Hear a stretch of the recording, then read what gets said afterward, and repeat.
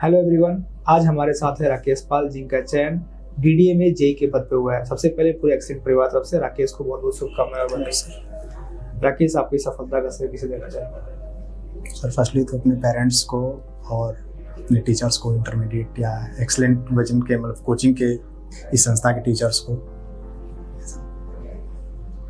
आपने डिप्लोमा कहाँ से किया है? मेरा डिप्लोमा सर सावित्री बाई फुले राजकीय पॉलिटेक्निक आजमगढ़ से था। अच्छा, प्रारंभिक शिक्षा अभी कहाँ से हुई है? सर क्लास सेकंड तक मैं गांव से पढ़ा, गाजीपुर से। उसके बाद सर क्लास थर्ड से। गाँव के नाम क्या सर नाम बताइए। सर मेरा सर गांव सर खड़वाड़ी गाजीपुर में पड़ता है। सर जो खड़वाड़ी सर गाजीपुर शहर से 25 किलोमीटर दूर है, ज़्यादा अंदर गाँव में। उसके बाद सर थर्ड से मैं बनारस आ गया था। Banaras sir third to fifth एक प्राइवेट स्कूल में था, राज मेमोरियल स्कूल में। उसके बाद सर 6 to 12 हमने यूपी कॉलेज से पढ़ाई की थी। अच्छा, तो आपने जब यूपी कॉलेज से 12th किया आप? Yes sir. उसके बाद ये मन में कैसे ख्याल आया कि मुझे सिविल से डिप्लोमा करना है? सर चूँकि दोनों बड़े भाई सर डिप्लोमा ही किए थे। बड़े भाई हमारे इलेक्ट्रिकल से डिप्लोमा किए थे और बीच वाले भाई मैकेनिकल से। तो मेरा चूँकि सिविल में इंटरेस्ट इसलिए था क्योंकि मुझे 11th की फिजिक्स ज़्यादा समझ में आती थी, फोर्स, स्ट्रेस, इस तरह की चीज़ें। तो उससे मैंने डिसाइड किया था कि मैं सिविल में करूँगा। और दूसरा कारण ये था कि मुझे चूँकि ये था कि सिविल आसपास के सारे स्ट्रक्चर के ही बारे में है, तो मुझे लगता कि ये मैं ज़्यादा बेटर समझ पाऊंगा। ये 2 पॉइंट में से मैं सिविल को डिसाइड किया था। आपने बताया कि आपके 2 भाई डिप्लोमा किए, सबसे बड़े भाई हैं। Yes sir. अपने परिवार के बारे में बताइए, माता पिता भाई बहन के बारे में। सर मेरे पिताजी सर LIC एजेंट हैं और माता जी हाउस वाइफ हैं। हम सर 3 भाई 3 बहन हैं। हमारी सर एक सिस्टर, छोटी सिस्टर जो है वो रेलवे में है, और एक बड़े भाई हैं बार्क में असिस्टेंट साइंटिस्ट की पोस्ट पर है। मैं फिलहाल DDE में, और बीच वाले भाई अभी सर तैयारी में है। सर अच्छी बात है कि हम तीनों ही भाई एक्सीलेंट के प्रोडक्ट हैं, यहीं से तैयारी की है। इसमें 2 लोग सक्सेस हो चुके हैं और 1 लोग और एक सिविल, एक इलेक्ट्रिकल। यस सर, तीनों ब्रांच हमारे, तीनों ब्रांच। Yes sir. चलो बहुत बढ़िया। तो आपने अपने भाइयों से इंस्पायर्ड होकर आप डिप्लोमा कर? Yes sir. और कोचिंग भी भाई लोग के कारण? Yes sir. ठीक है, तो भाई लोग क्या बताते कि बच्चा बढ़िया कोचिंग है? Yes sir. भैया बोले थे, भैया जब यहाँ से, भैया 2018-19 बैच में थे और मैं 19 में डिप्लोमा करने गया था। 19 से 22 मेरा बैच था। तो भैया ने कहा था कि तुम डिप्लोमा करो, कोचिंग अच्छी है, वहाँ से लड़के सेलेक्ट होते हैं। और मैं खुद पढ़ के आ रहा हूँ, तो मैं जान रहा हूँ कि नहीं, कोचिंग में ईमानदारी है। ठीक है भाई, आप जब यहाँ आए यस सर, तो फिर आपका कैसा अनुभव रहा एक्सपीरियंस के साथ? सर बहुत अच्छा सर। मैं जितना उम्मीद किया था उससे कहीं बेटर था। क्योंकि मुझे सबसे अच्छी बात इस कोचिंग में ये देखने को मिली कि यहाँ हमसे ज़्यादा, मतलब स्टूडेंट से कहीं ज़्यादा टीचर डेडिकेटेड है हमें अच्छा करने के लिए। तो ये यहाँ का बहुत प्लस पॉइंट था।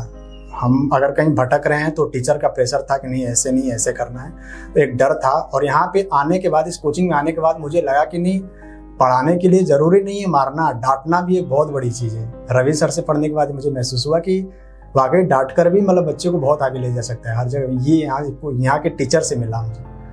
अच्छा,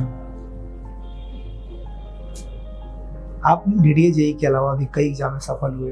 यस सर। उसके बारे में बताइए, कौन से एग्जाम में सफल हुए? सर मेरा SSC फेज 11 में आर्कोलॉजिकल सर्वेयर की पोस्ट पे था, और DVC जेई थी, दामोदर वैली कॉर्पोरेशन, और HPCL जेई थी। इन तीनों में फाइनल मेरिट से चढ़ा था।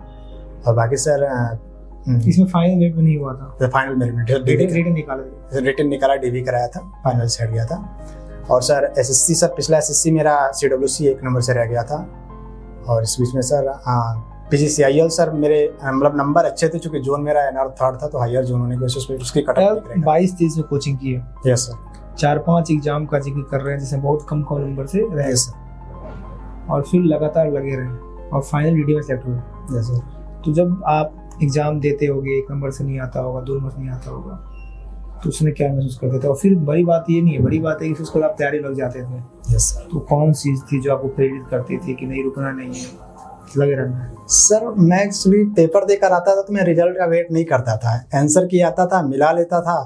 उसके बाद मैं अगला टारगेट, चूँकि जनरली हमेशा कोई ना कोई टारगेट सामने रहता ही था एक, तो मैं अगले टारगेट को फोकस कर लेता था। और भैया तो चूँकि ये हारने के बाद कैसे मतलब आगे उसको कंटिन्यू करना है, क्योंकि घर में इतनी ज़्यादा असफलताएं आई थी बड़े भाइयों के, मतलब एग्जाम देते गए थे। चूँकि मेरा बैकग्राउंड पढ़ाई से है, भाइयों लोग पढ़े थे, तो उनको देखते हुए ये अंदर से आ गया था कि नहीं, रिजल्ट हमारे हाथ में नहीं है, आप पेपर देकर आएँ, तैयारी में लग जाएं, रिजल्ट होना होगा, हो जाएगा, आप आगे करते रहें। सर मेरा रिजल्ट पे बहुत फोकस नहीं। हाँ, जिस दिन रिजल्ट आता उस दिन थोड़ा सा हताश होता था, लेकिन अंदर से एक ये था कि नहीं होना था सो नहीं हुआ है। अब इसी मतलब चूंकि मुझे ये लगता था कि अगर 1-2 नंबर से 1-2 नंबर से रुक रहा है, इसका मतलब है कि मैं सही डायरेक्शन में हूँ, और अब आज ना कल वाली बात है, आज नहीं तो कल हो जाएगा। और इस चीज़ के लिए पापा बहुत हिम्मत देते थे सर, कि पापा सीधे कहते थे कि ये नहीं होना था इसलिए नहीं हुआ, जहाँ होना था वहीं होगा। तो परिवार का एक सपोर्ट बहुत इसमें जैसा काम आया। बहुत फैमिली का सपोर्ट बहुत अच्छा रहा है। बहुत बढ़िया। ये जो भी बच्चे आपके बहुत से दोस्त हैं जो तैयारी कर रहे हैं, या आपके बहुत से जूनियर है जो भी तैयारी कर रहे हैं, जी सर। आप उनको क्या बोलना चाहेंगे तैयारी की दरमियान? सर अभी जो स्टूडेंट यहाँ पे एडमिशन लेकर अभी कंटिन्यू पढ़ रहे हैं क्लास में, उनके लिए सबसे मतलब मेन बात ये है कि अभी पढ़ाई पीरियड के दौरान, क्लास के दौरान आप जितनी अच्छी चीज़ों को रिवाइज कर लेंगे, जितना अच्छा उस पर टाइम देंगे, जितना उसका क्वेश्चंस करेंगे, उतनी अच्छी उस सब्जेक्ट पे पकड़ बन जाएगी। आप सोच रहे हैं कि अगर बाद में हम कर देंगे तो बाद में कभी भी उतनी अच्छी पकड़ नहीं बन पाएगी जितना अभी इस दौरान बन पाएगी। मेरे सर चूँकि मैं जब पढ़ता था तो डेली का डेली रिवाइज और क्वेश्चंस करता, चूँकि जब तक रिविजन और क्वेश्चन नहीं होता था मैं नहीं मानता था कि मेरी आज की पढ़ाई कंप्लीट हुई है। उसके तो अभी सर जितना ज़्यादा टाइम दे देंगे बाद में उनको उतना मतलब बर्डन नहीं लगेगा। और अगर बाद में के भरोसे हम छोड़ेंगे तो एक टाइम पर इतना ज़्यादा कंटेंट रहेगा कि हम डर के मतलब फिर वो इफिशिएंसी नहीं निकल पाती, कभी भी वो इफिशिएंसी नहीं निकल पाएगी जितना अभी पढ़ते टाइम पे निकल जाएगी। ठीक है, बहुत बढ़िया राकेश। लगातार थोड़ी बात है कि हम तैयारी हुआ करते हैं, और आपने बहुत अच्छी बात बोली कि सर हम वेट नहीं करते रिजल्ट के बारे में, तो पूरा भागवत गीता के फॉलो करते थे आप। यस सर, मेरा कि कर्म करे जाओ, फल की चिंता ना करो। और ये देखो, जब तक आप खुद पे विश्वास नहीं करोगे सफल नहीं हो पाओगे।